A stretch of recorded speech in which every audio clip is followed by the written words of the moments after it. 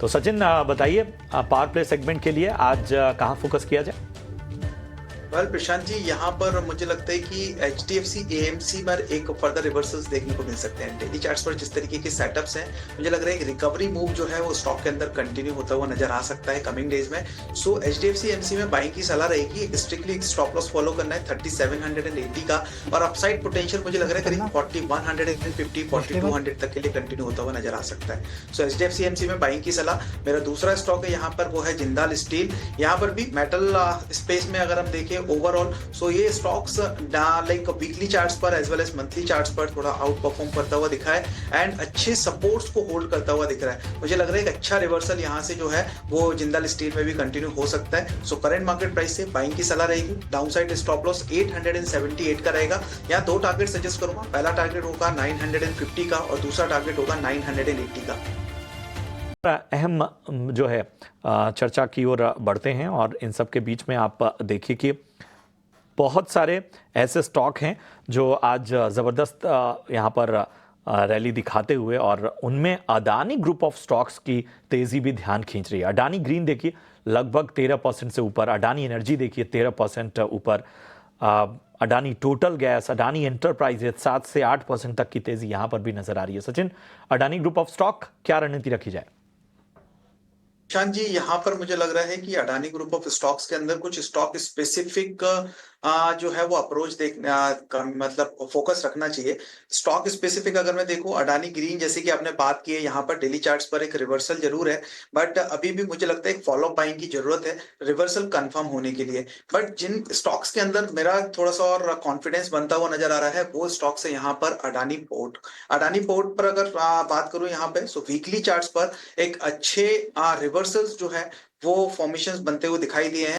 1050 1040 के आसपास के एक सपोर्ट्स को टेस्ट करने के बाद में यहाँ से जो है वो प्राइसेस रिवर्स होते हुए दिखे हैं। मुझे लग रहा है यहाँ पर पोटेंशियल कमिंग डेज में और बढ़ता हुआ दिखाई दे सकता है। सो अडानी पोर्ट्स पर फोकस किया जा सकता है फॉर द बाइंग के लिए। अपसाइड पोटेंशियल्स यहाँ पे और बढ़ सकता है करीब 1200 1250 तक के लिए। वही मेरा नेक्स्ट स्टॉक जो कि मेरे रडार पर है वो है अडानी पावर। यहाँ पर भी अगर हम देखिए वीकली चार्ट्स पर एक 100 वीक्स मूविंग एवरेजेस के ऊपर स्टॉक जो है वो सस्टेन होता हुआ नजर आया है, और इमीडिएट सपोर्ट एरिया स्टॉक का जो है वो बना हुआ है नियर अराउंड 440 के आसपास में। स्टॉक के अंदर जिस तरीके से रिवर्सल देखने को मिला है, मुझे लग रहा है ये पोटेंशियल्स अपसाइड में करीब टारगेट्स हो सकते हैं करीब 580 और 600 तक के, जो कि हमें शॉर्ट टर्म में देखने को मिल सकते हैं। सो यहाँ पर Adani power and Adani ports, ये दो स्टॉक्स मुझे लगता है कुछ इन स्टॉक्स के अंदर ज्यादा स्ट्रेंथ बनी हुई है और इसको फोकस में रखा जा सकता है प्रॉपर बाइंग के लिए।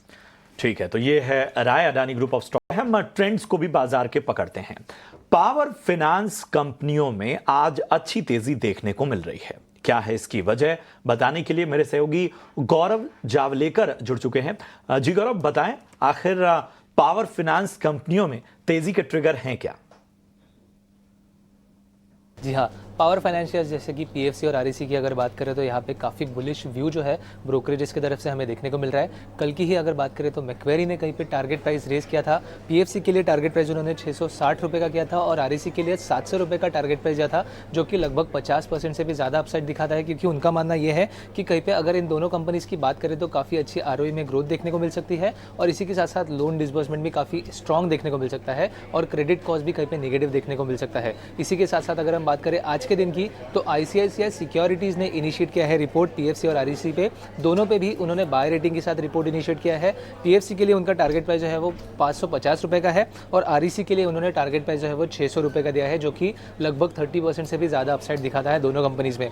उनका मानना यह है कि अगर हम ऑर्डर पाइपलाइन की बात करें तो ट्रांसमिशन में 43 लाख करोड़ तक के ऑर्डर जो है उसकी पाइपलाइन है, और इसी के चलते कहीं पे पावर फाइनेंसिंग कंपनी स्पेसिफिकली जो रिन्यूएबल स्पेस में है वो काफ़ी अच्छे से बेनिफिट कर सकती है। उनका ये भी मानना है कि अगर दोनों कंपनीज़ की बात करें तो 20% से भी ज़्यादा मार्केट शेयर है हर एक कंपनी के पास, और इसी के चलते हुए कहीं पे एसेट क्वालिटी भी कहीं पे काफ़ी ज़्यादा स्ट्रॉन्ग है, बैलेंस शीट भी स्ट्रॉन्ग है। इसी के चलते हुए कहीं पे आगे जाके काफ़ी स्ट्रॉन्ग ग्रोथ हमें देखने को मिल सकती है, और आगे जाके उनका मानना ये भी है कि कहीं पे गवर्नमेंट इनिशिएटिव्स की वजह से भी इन कंपनीज़ में एक उछाल जो है ऑर्डर्स में या फिर लोन बुक में वो देखने को मिल सकता है।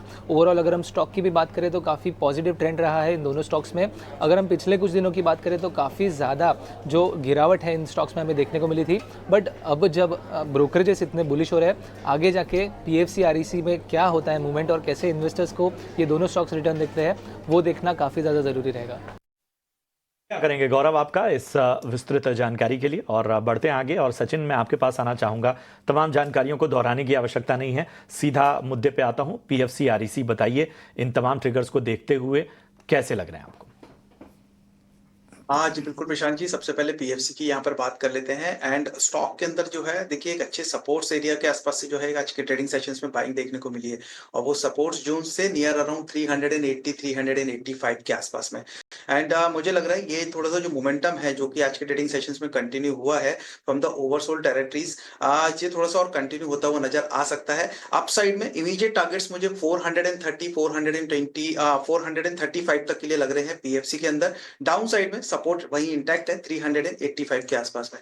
वहीं अगर मैं बात करता हूं आरईसी की, सो आरईसी में भी यहां पर लाइक जिस तरीके से एक रिवर्सल मूव हमें देखने को मिला है, मुझे लगता है कि अपसाइड थोड़ा सा और कंटिन्यू रहेगा, और ये जो शॉर्ट कवरिंग मूव है ये एक्सटेंड होता हुआ नजर आएगा अपसाइड में। नेक्स्ट टारगेट हो सकते हैं स्टॉक के लिए, वो रहेंगे करीब 490 टू 500 के, जो कि इमीडिएट टारगेट्स नजर आ रहे हैं। और 500 के ऊपर अगर स्टॉक सस्टेन होता है तो फिर वापस से 520 और 530 तक के लिए मोमेंटम कंटिन्यू रहेगा। डाउन साइड में सपोर्ट स्टॉक का इंटैक्ट है 445 के आसपास में। सो अगर कोई बाइंग में है 445 के स्टॉप लॉस के साथ में वेट कर सकते हैं। 495 500 के आसपास में अगर स्टॉक आता है तो एक बार पार्शियल प्रॉफिट बुक करने की सलाह रहेगी। 500 के अराउंड स्टॉक को एक बार रिव्यू करना रहेगा, वापस से री रिव्यू करेंगे। अगर 500 के आसपास में सस्टेन होता हुआ नजर आएगा तो फिर नेक्स्ट टारगेट्स ओपन होते हुए दिखेंगे, अदरवाइज 500 से कुछ रिवर्सल्स देखने को वापस मिलेंगे।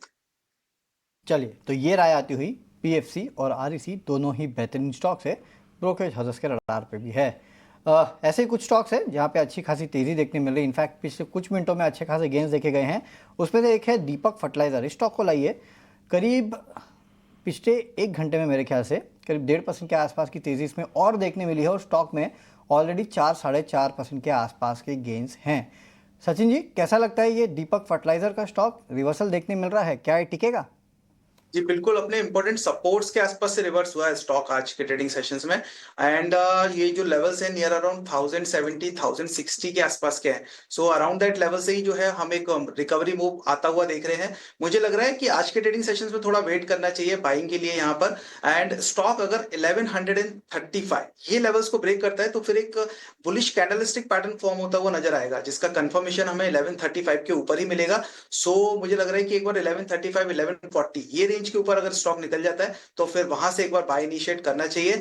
एंड अपसाइड पोटेंशियल्स वापस से करीब 1220 1250 वो लेवल्स देखने को मिल सकते हैं नियर टू शॉर्ट टर्म के अंदर। डाउन साइड में सपोर्ट्स वही एट 1060 जो कि अभी डिस्कस किया वहां पर इंटैक्ट है।